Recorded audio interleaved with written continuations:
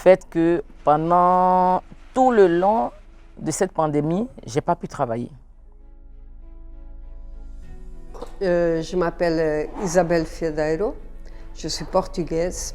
J'habite en Mauritanie depuis 2004. À Nouakchott, comme ça, les premières années, j'ai passé beaucoup de temps dans les rues à dessiner. Et en 2012, j'ai créé Zeinart. Au tout début, ce qu'on a fait, c'était la décision de fermer. Ça veut dire qu'on a peut-être 40 personnes qui travaillent avec nous et d'un jour à l'autre se trouvent sans un moyen en vitrine pour l'extérieur. Nous-mêmes, qu'on ne savait pas si on pourrait survivre et payer toutes les dépenses jusqu'à ce que ça arrête, parce qu'on a très bien vite compris que ça c'était long. Comme ça, on a fermé la galerie presque 3 mois. Là, j'ai eu le Covid moi-même, comme ça on a fermé encore pendant 10 jours, parce qu'on pense que c'est très important d'annoncer si on est malade et de le faire public. Josepha, et je suis mariée et mère de 2 enfants, une fille et un garçon. Je suis arrivée ici en Mauritanie en 2014. Je suis enseignante et en parallèle, je fais d'autres activités aussi pour accompagner un peu le travail. J'ai commencé dans la nouvelle école. 2 semaines, en fait, le week-end de la 2e semaine, les évaluations étaient préparées. Donc la semaine suivante, c'était les évaluations avec les élèves. Donc le vendredi, on est rentré tranquillement. Donc ce qui fait que le lundi, on va rentrer et reprendre l'école tranquillement. Voilà le message de la direction. Le lundi, vous ne montez pas à cause de la pandémie. J'ai eu à faire d'autres activités qui est le restaurant Obrigado. Donc ça, c'était pas de notre activité, mais avec la Covid, on a pu faire la livraison à domicile. Et on a pris l'initiative de dire, même après la Covid, voilà, on va fonctionner dans ce sens. On va toujours continuer dans ce sens. Et je suis Edouard Sedo, et entrepreneur. Et je suis dans le domaine également du transport. Je suis togolais. D'abord, en février, j'étais à Nouadhibou avec une société que j'ai heureusement gagné un petit contrat dedans et pour aller bosser et avoir un peu d'argent. Et nous sommes arrivés à Nouadhibou en février et en mars, il y a eu confinement. Confinement en mars-avril comme ça. Donc, tout le travail, on était obligé de stopper. Et vu que je suis migrant, c'est compliqué de vivre sans travail. Donc nous avons eu un petit projet de mise en place d'une école. Et depuis juillet passé, nous étions en train de mettre en place le projet. Le projet est mis en place. My name is Azan Adeniyi. I'm from Nigeria. I'm here in Mauritania for almost 20 years. I've been here in Mauritania with my family. I'm here with my wife and 2 children. The COVID-19 affects me a lot in many ways. There is no work because they don't allow us to open shop. And I only depend on this work. I'm a barber, you understand? So during then, they don't allow us to open shop. So I'm eating from the one I gathered before. From the money I gathered before. That is where I eat. You understand? You know, to pay the house rent, the shop rent. Stephanie Fali Oriyomi, and also the Assistant Financial Secretary of the Nigerian community here in Nouakchott. I'm a cosmetic seller, and also I used to fix eyes.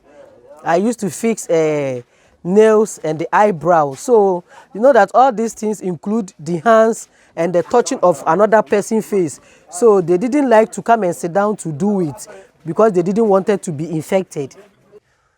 Firstly, the first time the COVID-19 started, they locked down the market, and in fact things were not all that easy for me at all because I'm a mother with 3 children here in Mauritania. So things were not all that easy for me.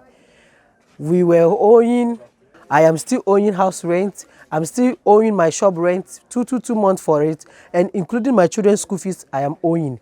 So in fact, it was very, very difficult task at that time. It wasn't easy at all.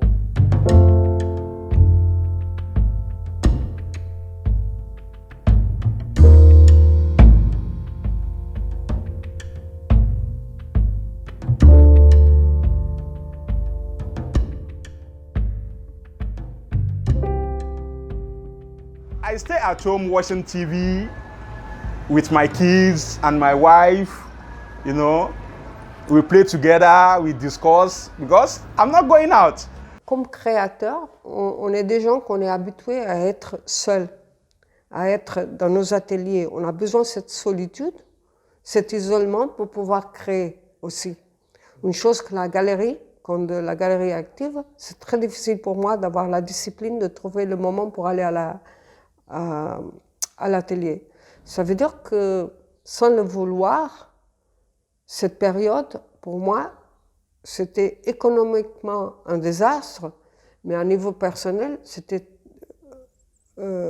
florissant parce que je pouvais retourner à ce que j'aime faire. Et j'ai écrit beaucoup de projets. Voilà, j'ai au moins écrit 4 à 5 projets dans le confinement, dont 2 qui doivent être réalisés, le cabinet et l'école. Il faut assis to pray with the children. I teach them small things that I can do by myself. So later we will cook something small that we have. We will eat. Later we'll take another break. I will take the other ones too and teach them, because I'm having 3 boys with different classes. So I take one in the afternoon, I take one in the morning, I take the other one in the evening. So that was how we cope with it.